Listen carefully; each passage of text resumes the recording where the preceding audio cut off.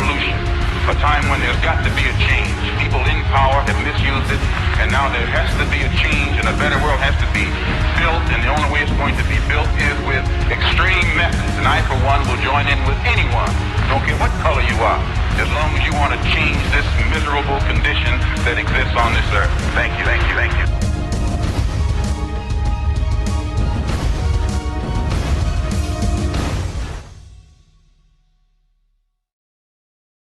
Many books have been written addressing the issue of ancient human cultures having contact with extraterrestrial civilizations. The hypothesis that these alien visitors are very possibly the source of our own physical origin, as well as our cultural evolution. Such books have approached the topic by quoting and analyzing excerpts from the Old Testament based on established translations such as the King James Version, the Bible we all know. Is there a chance to learn more, go deeper, transform our current assumptions into certainties, and have accurate feedback? Starting from the original Hebrew, the ancient text of the Old Testament, this translation has now been simplified. In the pages that follow, we will publish the exact and literal meanings of each letter and phrase in Hebrew, translated into English. Hence, the surprise for hypotheses that the Church cannot avow because they would undermine the foundations of faith, a made-up credo, which speaks of God who created the man with his own image and resemblance.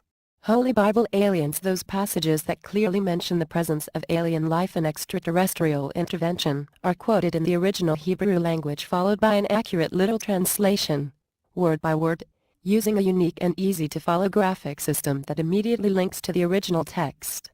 This enables the reader to have direct access to the biblical text. Modern-day Judeo-Christian traditions will probably never acknowledge this information to the public, as it would tear down the facade of their man-made invention of one all-knowing, all-seeing God who created mankind. Once that facade is gone, the structures that we now know as Christianity, Judaism, are likely to crumble down right along with it. The implications are staggering. In the pages that follow, we will examine Ezekiel's vision of a celestial chariot, UFO, and the story of Elijah's kidnapping, abduction. In addition, we will analyze the visions of Zechariah, the Kivod, the so-called God's glory, the concept of Barakah, and also the biblical passages relating to angels. Perhaps most interestingly, you will be able to read the literal translation of the verses which describe the creation of man, a translation that can confirm a surprising, fascinating and unexpected possible truth, considering the book at issue, the Bible. Finally, we will look at another passage in the Old Testament which includes the disconcerting statement, God dies. An easy reading. This work stems from a careful analysis of the text, relying on the original meaning of consonant roots which represent the basis of the Hebrew vocabulary, as published in the dictionaries of Biblical and Aramaic Hebrew used worldwide. To date, these original meanings have been either generally not examined or deliberately not taken into account. You will also read about the assertions of those church exponents who deal with these issues that are extremely delicate and potentially risky to Jewish Christian theology. This work is complemented by the analysis of external documentation, texts and stories that confirm what the Old Testament Bible tells us. This examination of the literal translations from the original Hebrew text, which include the exact passages quoted, makes this translation useful to both the scholar as well as to the reader who is approaching this material for the first time. The book closes with a hypothetical reconstruction of historical events formulated on the basis of the new information. We present a new history of the new man which arises out of us now having direct access to the original source of the texts. The chapters of this book are constructed so that the reader can study them, also be read separately, without the need to follow the numerical sequence, and can therefore be used as an easy means of comparison and reference. A fundamental question. This exegesis gives birth to a legitimate fundamental question: if the God described in the Bible is not a spiritual and transcendent God, but instead an extraterrestrial visitor, or visitors, should we still refer to this information as divinely inspired, or as sacred texts? From where and from whom do they originate? In the 10th chapter, when we plunge into the canonical Christian text that is universally regarded as the most mystical and inspired, the Gospel of John, here again the reader may be surprised to learn some additional information which will allow him or her to continue on this journey, a free path of correct knowledge. Have a good trip. Here follows a free and independent reconstruction of a hypothetical sequence of events resulting from the integration on the official histories with information and data contained in the texts of the authors listed in the bibliography. Contradictions or inconsistencies can occur here and there, since scholars don't always agree. Much of the information is obviously not supported by historically proven evidence or documentation. Therefore the reconstruction must be considered as a pure example of how history would have been if this book's assumptions revealed it to be true. 4 billion years ago the clash of Nibiru, large outer planet drawn by Sumerians on their boards, with Tiamat, Earth, it gave birth to both the Earth, as we know it today, and the asteroid belt. Nibiru is captured in a solar orbit and transmits to the Earth the seed of life. 14 to 2 million years ago isolation of the branch that from apes will lead to the human species. The first features of hominids appears, the genetic traits that distinguish gorillas and chimps from men detach. Homo habilis appears. 1.5 million years ago Homo erectus, the first true hominid using stone tools, through Sinai he emigrates from Africa to Southeast Asia and Southern Europe. 600-100,000 years ago Lower Paleolithic. 450,000 years ago 50 Anunnaki descent on Earth from Nibiru led by Enki. They splash down in the Arabian Gulf, where they make their first allocation, Eridu, the home of the far world. 430-400,000 years ago Enlil arrives on Earth and founds Nippur, where he establishes the control center in Nippur. The number of Anunnaki rises to 600. 400-360,000 years ago the biblical Nephilims found Bad Tabira as a center for the fusion of metal. 300,000 years ago the Anunnaki who work in South African mines rebel and demand to be replaced in the extraction work. Possible ruins of minings in South Africa. The first experiments in genetic engineering take place, starting from Homo erectus. In order to create a species of primitive workers, 300-250,000 years ago there is a second phase of genetic manipulation by which the Anunnakis furnish humans with the ability to procreate by themselves, the knowledge, but they are not given the longevity gene immortality. 230-180,000 years ago Neanderthal man is born. Tools and physical features are still very similar to those used by Australopithecus 2 million years earlier. Homo erectus becomes sapiens. Adam and Eve may have been created around 180,000 years ago, or, in this period, they have moved to Eden and here received the genetic ability to procreate, thanks to Enki the snake god. 150,000 years ago Enos son of Seth, Adam and Eve's third son, was born and they began to invoke the name of the Lord. And men started moving to Middle East Asia, Mesopotamia. 137-133,000 years ago geneticists attribute this period to the appearance of the mitochondrial Eve, a female that, since then, has always and anyhow had at least one female child to which her mitochondrial heritage has perpetuated. 115-80,000 years ago Middle Paleolithic. In the Bible we read about Tubal-Cain, of antediluvian lineage, who forged tools of copper and iron. The farmer Cain kills his brother Abel, a shepherd. Cain's descendants become the creators of civilization, cities, metalworking. The sons of God walk on the earth and join with human females, thus generating the biblical Nephilim. In this period individuals created by gods live very long. Traces of human settlements in Swaziland and Zululand. Traces of mining areas in South Africa. A direct evolution of Homo sapiens is Cro-Magnon, Sapiens sapiens, Neanderthals emigrate, expulsion of Cain? Sapiens sapiens is the man we know as civilized. Was it then that they began to invoke the name of God? General 4:26, 70,000 years ago Noah was born. There is the Ice Age. 60,000 years ago traces of mining areas in South Africa. The discovery of a Neanderthal's hyoid bone from Mount Carmel, Israel, reveals that he could articulate words. 50-10,000 years ago Upper Paleolithic. The period is characterized by the last ice age, worm, and the differentiation of the major races, Negroids, Mongoloids, Europoids and Australoids. 49,000 years ago Ziusadra's Sumerian reign begins. He is the biblical Noah, Enki's faithful servant. 38-13,000 years ago in this period the Earth's climate conditions are particularly unfavorable. This situation is described by scholars in Sumerian tablets that tell of 7 particularly adverse share, 25,200 years. Share are periods of 3,600 years. The Sumerian number system is based on the number 60, submultiple of 3,600. At the end of the Ice Age, Enlil decides to erase mankind taking advantage of what is about to happen. The Anunnaki leave the earth, which is being destroyed by the flood. The 3 sons of Noah, whose mother belongs to a different ethnic groups, are born: Shem, Ham and Japheth. Traces of mining areas in South Africa. The Homo sapiens of Cro-Magnon, Sapiens sapiens, proliferates in Europe supplanting Neanderthals. 21,000 years ago according to Manetto, this is the period when it begins the kingdom of Ta, in Egypt. It lasted 9,000 years and afterwards his son Ra sat on the throne for 1,000 years. Meanwhile, after the flood Enki returned to drain the territories. The myth says that Enki went to Nubia and Ethiopia to make them habitable.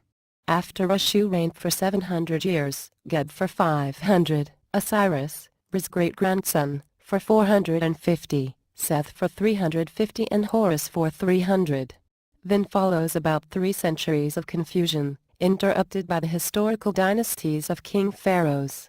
The Bible tells of patriarchs' longevity. How long could such beings live, whose biological clock was set to a planetary rotation equal to 3,600 earthly years? That means that one life year of theirs corresponded to 3,600 life years of ours.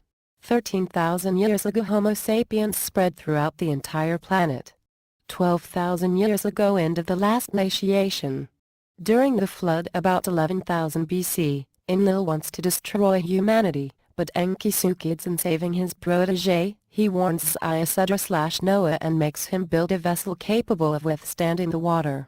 After the flood agriculture develops.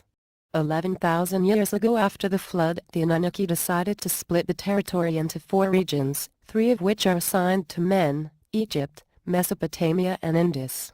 The 4th is a sacred one and therefore is reserved for gods, Tilmun, the place of the flying machines. After the flood, humankind received the scientific knowledge. Somewhere in the Middle East we record the domestication of animals and the first production of grain whose selection seems to have taken place in very little time, maybe in the Anunnaki Eden. 10,500 BC according to many current scholars, Hancock, von Daniken. This is when the pyramids of Giza were built and the Sphinx was placed to indicate the Tilmum, the east side of Sinai. 10,000-5000 BC in Mesopotamia the Mesolithic began. Men use axes, spears and knives made of silica, molded stone, and start using flint. They begin to domesticate animals and to grow plants, thus giving birth to the first forms of agriculture. Mesolithic culture expands into Palestine, El Natif and Jericho's cultures. 7,500 BC in the Middle East they start working with clay. Egypt is ruled by semi-gods. According to Manetone, the period of semi-gods runs approximately from 7,100 to 3,450. 6,000 BC according to the New Histories, this millennium sees the migration from Eden, and the colonization of Sumer first and then Egypt later at the hands of the descendants of the first people, created by gods and saved from the flood. Cain, the Akkadian Kian, Adamu's son, is exiled to the land of Nod. 5000 BC here starts the Neolithic period. The megalithic culture spreads in Spain, France and England. The first agricultural community is born. Farmers and herdsmen start living together. Farmers first settle in villages and then in houses and settlements, towns, built within walls. The power is centralized and a stratified social structure takes shape. Kings, priests, soldiers, artisans, merchants, peasants, slaves. The first monumental civilization was established along the larger rivers, Tigris, Euphrates, Nile, Indus and Huanghe. Mesopotamia is ruled by priest kings. According to New Histories, the biblical Enoch, the Akkadian Hanu, reached the land of Shinar, Summer, and builds the early cities, Eridu, where kingship descended from heaven. Therefore, the first king seems to have been a biblical patriarch. 4500 BC. In this millennium, Genesis records the people's migration from the north of Mount Zagros, eastern Iraq, to lower Mesopotamia, later called the land of Shinar, in the Bible. 4000 BC. After a period of cultural and artistic stagnation and regression, almost suddenly Sumerian civilization appears. Men become builders of cities and keen in mathematics, astronomy and metalworking techniques. 3800 BC. Here appears the biblical figure of Nimrod, the Sumerian Enmerkar, great-grandson of Noah, descendant of Hivites, therefore African, god-slave and great builder. The gods begin the reconstruction of the cities destroyed by the flood. Baalbek had been rebuilt shortly after the disaster, and then to follow Eridu, 3800, Nippur, 3800 to 3700, Babylon, 3450, Agadir, 2400, Nineveh, 2300. In the Middle East, the processing of metal, copper, was developed. 3750 BC. Anu, the lord of the empire, descends on earth. Sumerian texts describe the pomp with which the event was celebrated. 3670 BC. The space bases transfer the command to earth. This event signifies the beginning of both Sumerians' days counting and of the Jewish calendar. 3500 BC. In summer people start using the energy produced by oil. Sumerian language has names for all bitumen-derived substances. This period dates back to some statuettes depicting Inanna and God's messengers with tech, clothing, backpacks, caps, goggles, helmets. 3450 BC. There are many wars among gods along with several attempts to take control. According to the alternative hypothesis, they were aimed at building a spaceport in Babylon, the Tower of Babel. With regard to the biblical story of the multiplication of languages related to the Tower of Babel, there is a very enlightening Sumerian text. It says that there was a time when people paid homage to Enlil in one language. Then instead, the text continues, in summer, Shuber and Maisie they started to speak many languages because the gods master changed their words, putting in their mouths a confused language, whereas at first the language of humanity was unique. 3200 BC. The city of Uruk, the biblical Erech, appears to be already structured. According to traditional histories, Sumerians settle in southern Mesopotamia. They are keen in processing metals and divide the territory into city-states. The highest authority is represented by Lugil, great man, the prince-sovereign who holds political, religious and military power. The lunar calendar of 12 months is born. They apply the sexagesimal system, dividing the day in 24 hours and the circumference into 360 degrees. 3113 BC. After 350 years of chaos, this is the year when Enki restores his African kingdom, imposing Sumerian kings, Mens. The capital is located in Memphis. The Egyptian writing appears already formed and does not undertake any variation for centuries thanks to the easy means used to write, feathers on papyrus, whereas the original cuneiform Sumerian writing had to evolve to meet the difficulties represented by the clay support. The similarity between these two languages implies that they derive from a single stem or have shared a later phase of development. 3000 to 2000 A ziggurat built in the city of Kish in summer belongs to this period. The city of Uruk hosts the first parliament known in history. It consists of 2 rooms, assembly of seniors and assembly of citizens suitable for weapons. There appear the first clay tablets with cuneiform Sumerian writing that will acquire, with Akkadian, Assyrian and Babylonian Semitics, as much importance as Greek and Latin had and will have on the Western European culture. To the 3rd millennium belongs to an Akkadian seal depicting the solar system made of 12 bodies, Sun, Moon and 10 other planets. Currently we only know 9 of them. Also, the heroic deeds of the legendary Chinese Emperor Huangti date to the 3rd millennium. The emperor was endowed with special knowledge and powers. He taught the inhabitants of the basin of the Huanghe, the Yellow River, in North China, all useful knowledge for a civil life. He built 12 mirrors with an unknown material, Miraculous tripods that emitted sounds and voices and recalled the dragons flying in the clouds that could stand still or move, become heavy or light, were used to communicate at a distance. In the land of Huangti there worked metal creatures able to fly, with detachable heads, who ate minerals. Huangti's life was very long, as well as his mates, more than 2,000 years. When traveling, these individuals produced thunder. 2900 to 2600 BC. These are the years of the early Stonehenge. In 2900 BC Gilgamesh reigns at Uruk, the biblical Erech, in summer, as the most early Sumerian kings, was son of a god and immortal. In Crete, Minoan civilization was establishes, and runs into 1400 BC.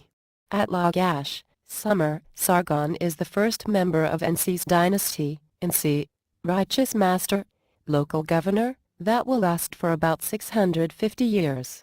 2800 BC the civilization of the Indus Valley begins to form, whose territory, the third region, had been entrusted to the government of Inanna/Ishtar. The cities of Harappa and Mohenjo-Daro, indeed, worshipped a single female deity. In summer, according to traditional history, it is recorded the infiltration of Semitic people and the separation between political and religious powers. Misilaim of Kish becomes the great king.